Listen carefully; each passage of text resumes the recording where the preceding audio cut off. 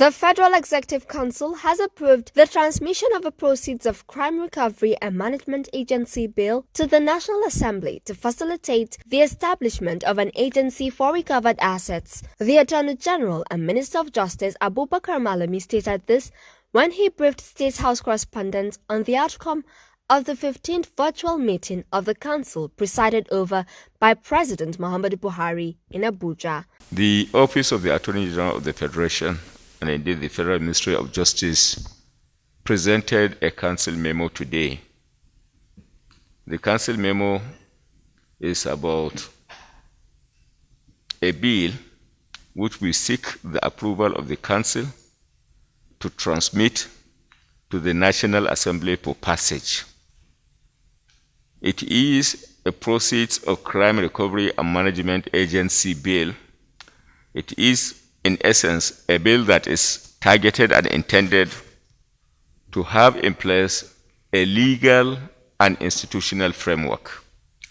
The legal component of it is having a law, and the institutional component of it is to have an agency that will be saddled with the responsibility of managing the assets that constitute the proceeds of crime in Nigeria.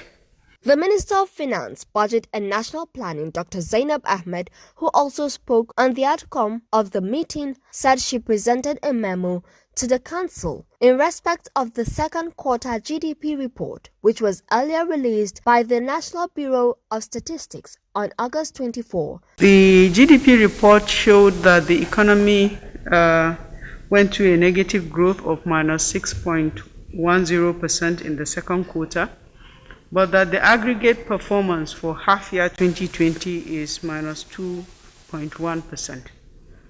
This performance of minus 6.1% is a good performance in the sense that it is better than what we had projected second quarter performance to be at 7.2%.